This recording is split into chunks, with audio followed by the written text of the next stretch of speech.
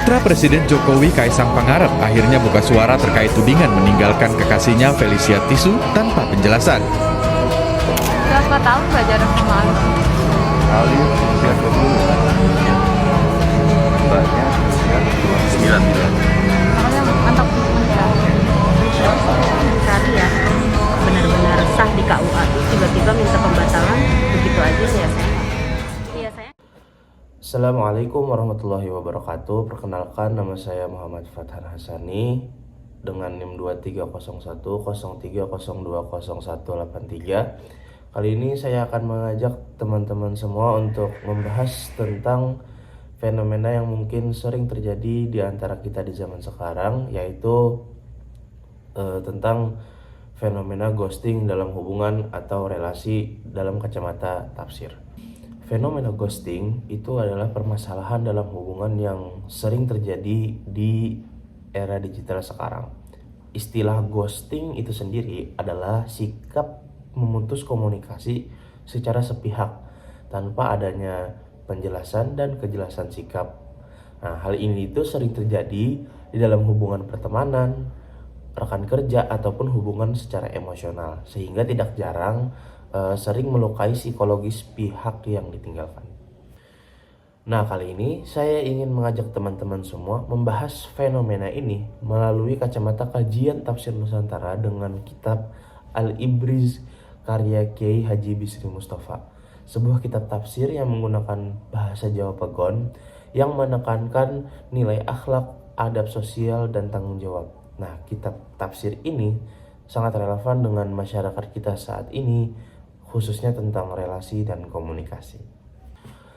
Dalam perspektif Al-Quran, hubungan ataupun relasi tidak hanya diukur melalui perasaan, tetapi juga melalui tanggung jawab moral dan etika berkomunikasi.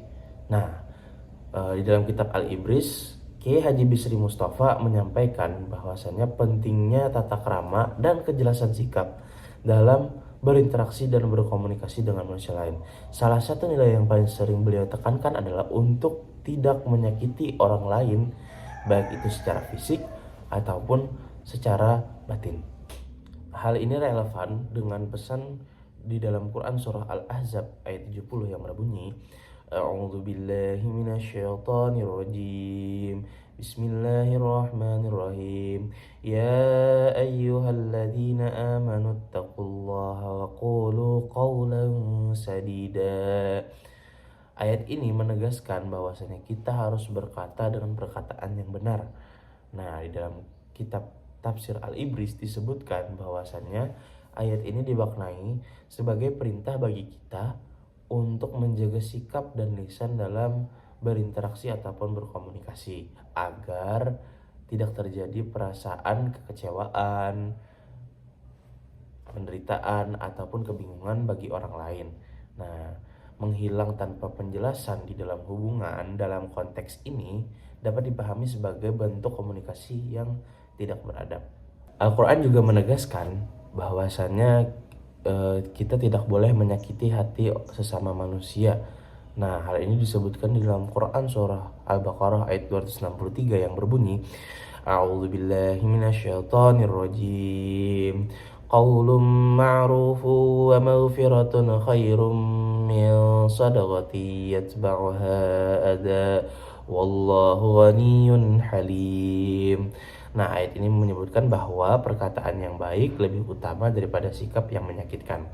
Di dalam kitab tafsir Al-Ibriz, Kiai Haji Bisri Mustafa menyebutkan bahwasannya jika kita menyakiti hati orang lain walaupun tanpa kata-kata tetap memiliki dampak dosa sosial. Fenomena ghosting menunjukkan adanya krisis tanggung jawab emosional dalam relasi atau hubungan di zaman sekarang. Dalam kacamata tafsir Al-Ibriz, hubungan antar manusia itu seharusnya dijaga dengan kejelasan, kejujuran, dan juga adab. Nah, jika memang suatu hubungan itu harus diakhiri, maka Islam mengajarkan kita untuk mengajarkannya dengan cara yang baik, jelas, dan tidak merendahkan martabat orang lain. Dengan demikian, kajian tafsir Al-Ibriz tadi memberikan kritik moral terhadap fenomena ghosting di dalam hubungan. relasi yang sehat atau hubungan yang sehat itu bukan hanya tentang kedekatan, tetapi juga keberanian kita untuk bersikap jujur dan bertanggung jawab secara etis. Nilai-nilai akhlak yang diajarkan oleh Kiai Haji Bisri tadi menunjukkan bahwasannya adab komunikasi itu merupakan bagian penting dalam mengamalkan ajaran Al-Quran di kehidupan kita sehari-hari, khususnya ketika menjalani sebuah hubungan atau relasi. Demikian hal yang bisa saya sampaikan pada video kali ini. Semoga apa yang kita sampaikan pada hari ini memiliki manfaat selanjutnya bagi orang lain. Saya memohon maaf jika ada perkataan saya yang salah.